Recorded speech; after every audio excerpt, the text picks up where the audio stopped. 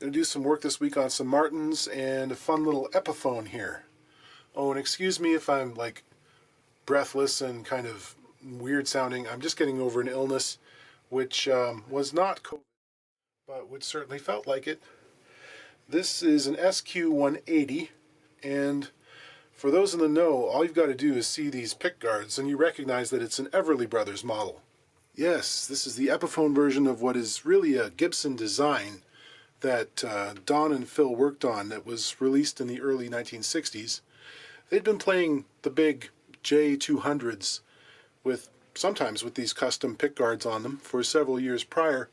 I guess maybe President Ted McCarty probably saw them on TV and told someone to put a contract in the hands of those clean-cut young men. Interestingly, when they got around to doing the design stage, they went with a different guitar. One that was actually discontinued at the time, and that was the J185, which is pretty much the same shape as the J200, but slightly smaller and thinner, and with a shorter scale. This is 24 3/4. The other one's 25 1/2. The 185 had been around for most of the 1950s, but Gibson made less than 1,000 of them.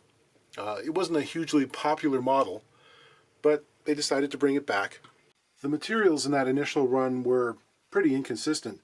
Sometimes they had solid backs and sides, other times they were laminated, or even combinations thereof. Most of them were black with tortoise guards. Very rare to see a natural one. They all had these pretty nifty star inlays on the fingerboard though. So the Everly model lasted about as long as they did as a duo. There was some animosity that grew up between the brothers, and in 1973 they were doing a concert, and Phil actually smashed one of these on the stage and walked off, and that was it. It took them about a decade before they mended things enough to get back together and do some shows.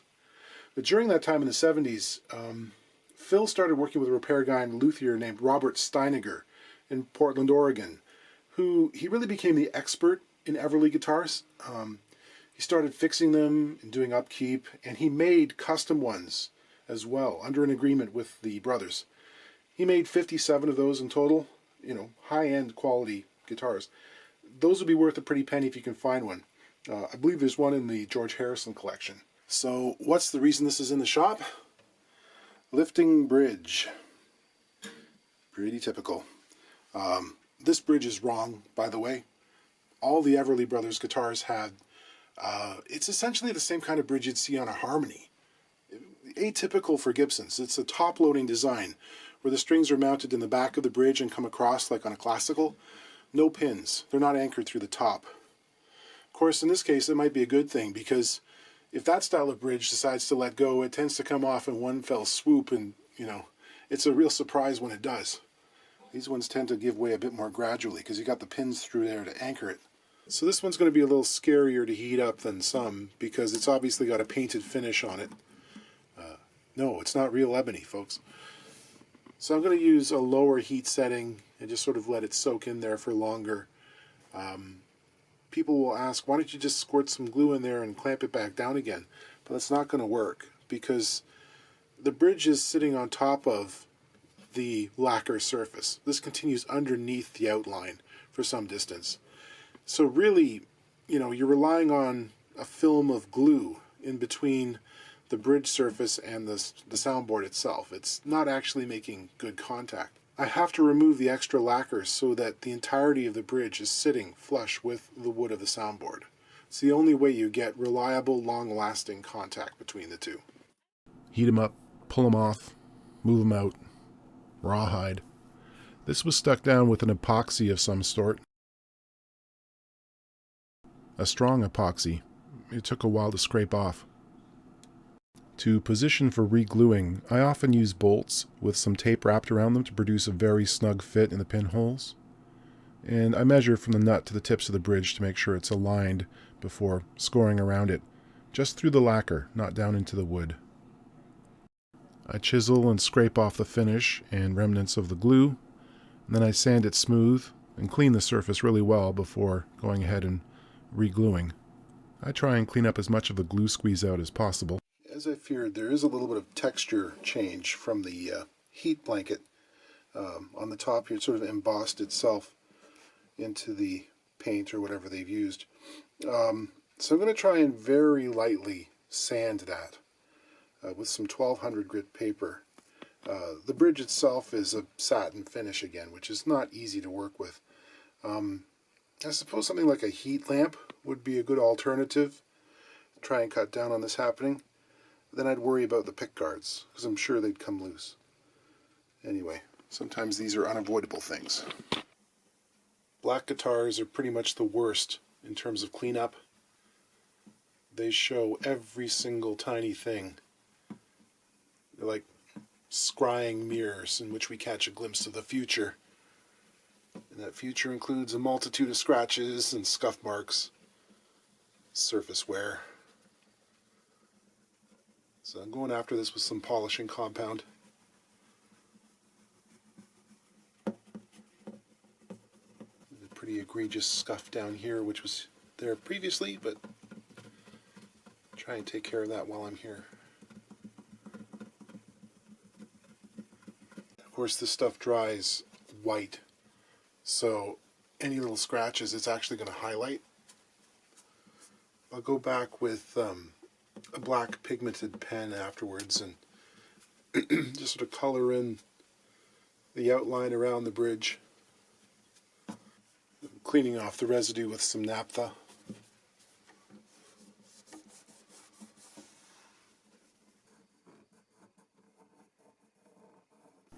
The fret ends were kind of sharp, so I used my little safe edge file to knock off the corners and round them over. The front corners of the nut were also very sharp, so I did the same for those.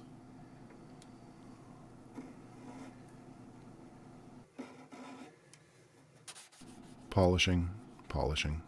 Okay, I can finally have a look at the action here. There was a shim under the saddle, which I reinstalled before stringing it up in case it was necessary. So we've got just over 6/64ths on the bass and about 7 on the treble, which is high. So I'm going to take that shim out and see what happens. I'm going to come out and say that this saddle height is kind of ridiculous. It's just about 1/4 of an inch above the top surface of the bridge. It's too much. Certain manufacturers in recent years have been doing this. I think I know why they want to do it, but it makes no sense from a lot of standpoints. It can put excessive torque on the top. It can also frequently break the bridge because you're putting a lot of leverage on a saddle that tall. And frankly, most of the time they don't sound that good. You might get a little bit more volume out of it, but most of these flat top guitars are designed to have a saddle somewhere in the range of about 1/8 of an inch. This is about twice as tall as it needs to be. Yeah, so less than half the saddle is under the surface of the bridge, which I think is not a great idea. There's the shim. It's a piece of veneer. It's probably going to be in the range of 20 thousandths.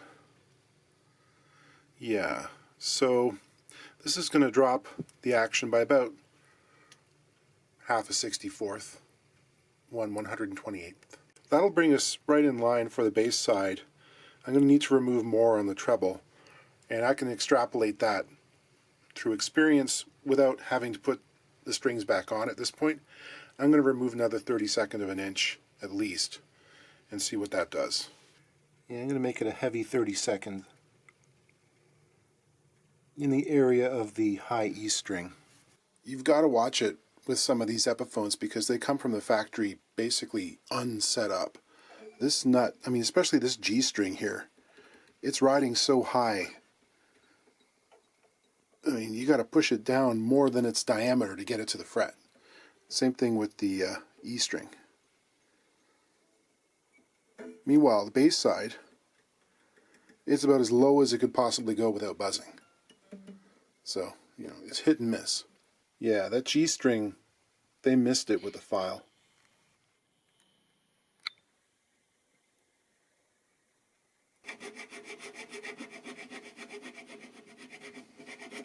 This neck has some small but prominent dings in the back of it, right where your thumb goes. So I filled them with some super glue. I'm leveling a bit. In the immortal words of Wu-Tang, gotta protect your neck. Don't rest it against the desk or anything with a sharp angled corner on it, because, you know, you don't want little dings back here. Polishing, polishing, polishing. Okay, it's all set to go. The action has to be far better than what it was previously. I set this up with the strings the customer gave me, but they seem very, very light. Probably like 10 to 49s. I would want to go up a gauge, at least. You know, a guitar this size with half the soundboard covered in pickguard gets a bit anemic. We could use more energy. So this setup will allow for that and still have a pleasant experience playing. People ask about stringing, and there are no hard and fast rules other than you need to know that some guitars can't handle heavier strings. You should be safe putting the standard 12 to 54 light gauge on just about every commercially available modern guitar out there. And oftentimes you can go lighter than that. I'm glad we're out of the period where everyone wanted the heavy strings for a macho ego blaster. You know, need the heavy ones, brother, because my hands are so strong. Some small, lightly built guitars just don't sound great with 13s on them because you overload the soundboard, and the extra 10 pounds of string tension really does start to fold them up much sooner. So let's give this one a strum, find out what an Epiphone Everly Brothers sounds like. One thing I'm learning is this thing has one of the narrowest nut widths you're liable to find on a modern acoustic guitar. It's 1 9/16, which is equivalent to the narrowest neck that Gibson made in the 1960s. So it's really tight. It's too tight for my hands.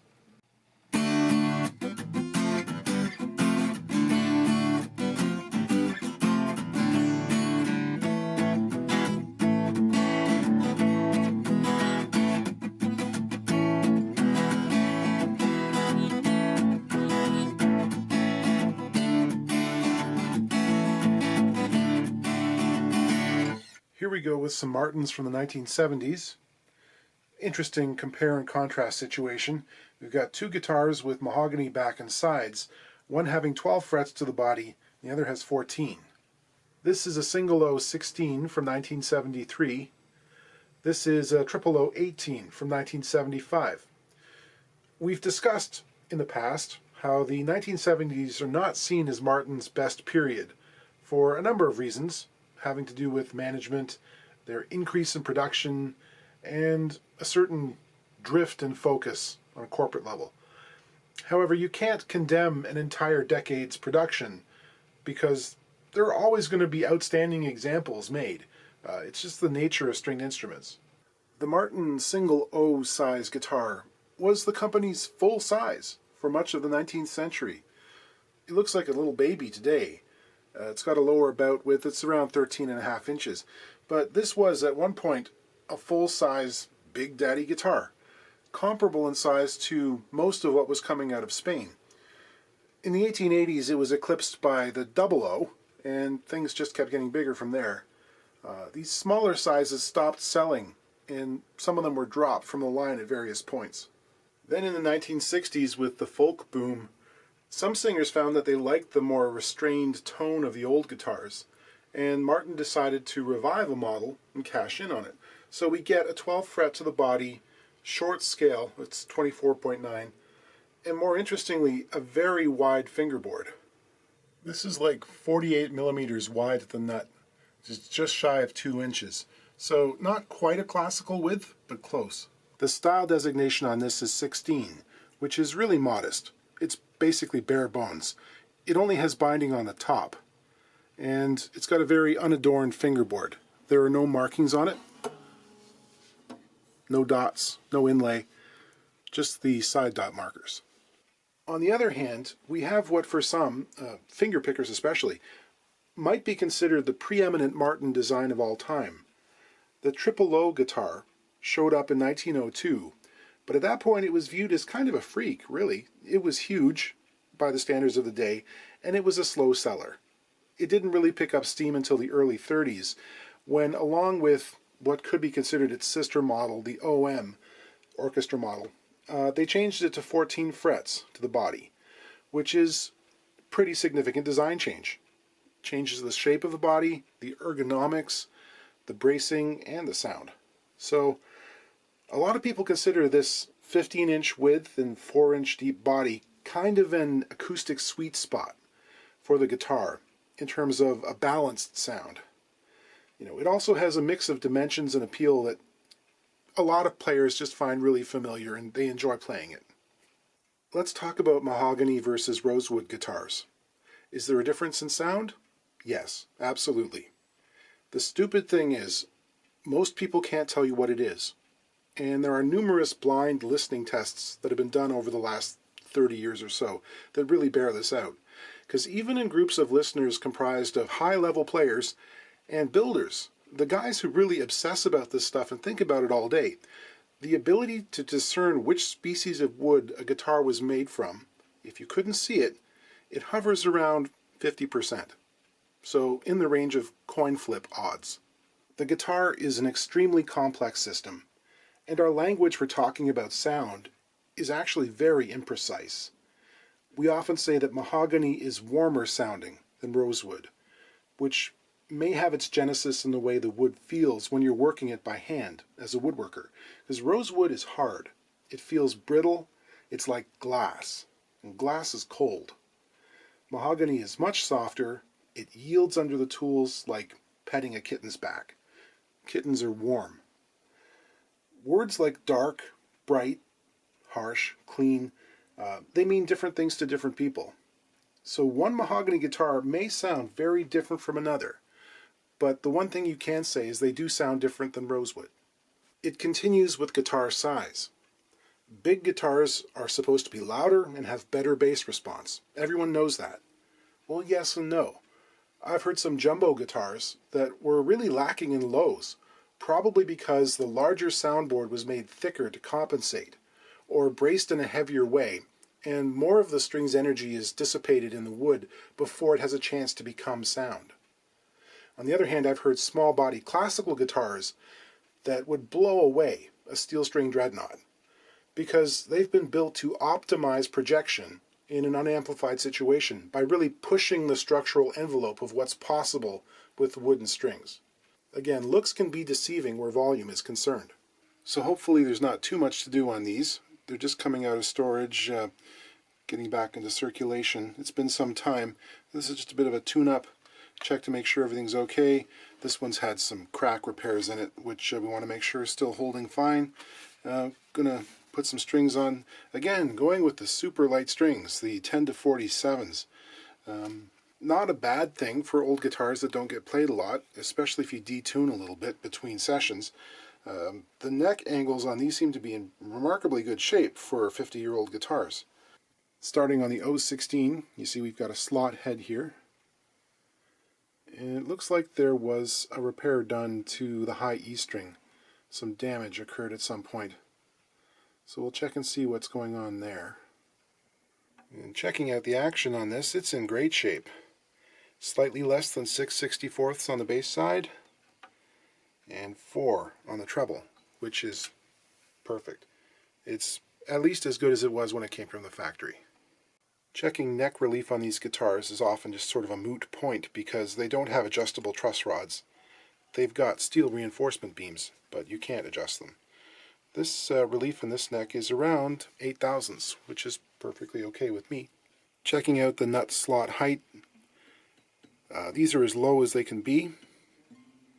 Any lower they'd be buzzing, so there's not much to do there. Could we do something about this nut? Maybe. I'm just seeing this inlay here, the fill actually extends forward of the nut here on this side. I might file that back a little bit to make sure that the takeoff point is right where it should be.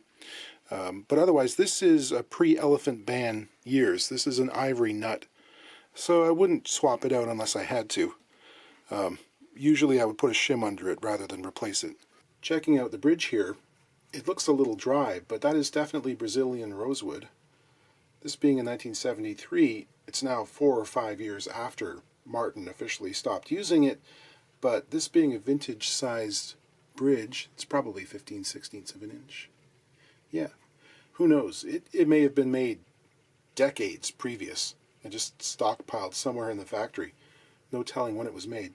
Intonation-wise, all the strings on this guitar play just a little bit sharp at the 12th fret. So ideally the saddle would be a little bit closer to the tail end of the guitar, but that's not going to happen. It's only a few cents. It gives you that vintage vibe. All of those guitars you see at auction from Martin's pre-war era, going for $150,000, those all play a bit sharp, at least on the bass strings, because the intonation angle was not something that Martin figured out until later on. They all tend to be a bit conservative in terms of compensation. I always take a quick peek inside just to make sure there's no obvious damage or illegal contraband. Seems pretty normal in there. 70s bracing is a bit heavier than, what you would find in a 1930s model. No scallops on these braces either. There's a little bit of fret sprout on this guitar as well. The ends are a little bit sharp, so I'll just dress those off.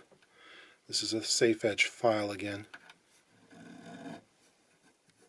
I'm checking out the cracks with a very bright light on the inside here. And you can see on this one there is a little tiny spot in the middle which is open. That's not uncommon. It's probably not going to cause too much of an issue, but I'll rub a little bit of glue in it just in case. These seem to be pretty well sealed up. They've got cleats on the inside as well. Just going to use a little bit of fish glue here. It's a nice reversible adhesive. If this was done with hide glue, the water in the fish glue will reactivate that. And if it was done with something like Titebond, I actually find the fish glue adheres better to the polyvinyl or plastic type glues like Titebond than Titebond will to itself. So I'll just put a little on there. I'll work it in with a clean finger,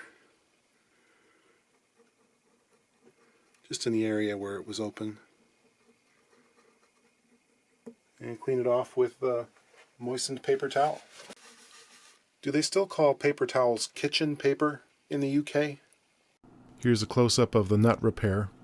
The string takes off forward of the line, eating up even more compensation, which, this guitar can't afford. So we will straighten that up with a few strokes from the file. I was just oiling the fingerboard. I'm also going to oil the bridge a little bit here, bring back that nice color. Something that isn't usually included in a setup, but I have some shellac on the go here anyway. There's this one little ding or scuff that kind of draws the eye, and it's the only place on the guitar. So we'll do that, make that go away. Action on the triple O is very similar. 6/64ths on the bass side. A little high on the treble, it's just over 5/64ths, so I might be able to take that down a bit. I was happy to see that both of these had been tuned down for storage a couple of steps. This was in C, which is, the thing to do if you're going to store one of these guitars, especially something without an adjustable truss rod for any length of time. Just, you don't have to go crazy. Just tune down the strings a little bit before you put it away. Relief on this one is 6/1000ths, which is right out of the showroom. This neck has never moved. Some industrious person of the past has gone ahead and cut some string ramps here almost to the back of the saddle, which might be a bit extreme, but it does mean that there's definitely good pressure on it. So we can go ahead and take down a little bit of the height on the E side and improve the action just a little bit. The other thing it's got is the 1970s Martin black plastic pickguard, which are kind of notorious. They often turn into like really wavy potato chips. This one has a few spots around the edge that have come up. I would not try and re-glue this. They rarely stay down again once they've bent upwards. And it's actually better that it comes away, because these ones oftentimes will cause the infamous Martin pickguard crack, where these were glued directly to the wood. When the plastic shrinks or deforms, it tends to take the wood with it, and you end up with a split here. Sometimes these saddles can be pretty snug. Be careful taking them out. Oh, not this case. It's been shimmed, and the shim has been glued to the underside of the saddle, which is the way I do it. I like that. going to mark the front surface here so it goes back in the same way. The pencil line on the bottom here so I know where I've taken material off. And I'm going to set the plane for a very fine cut.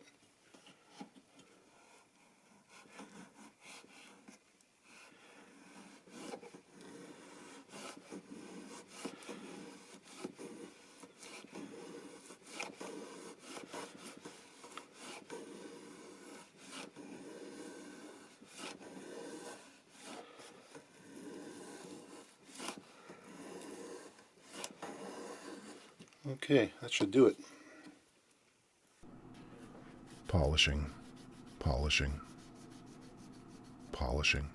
Okay, these are ready for playing. They have very different feels due to the neck geometry and the size of the fingerboards.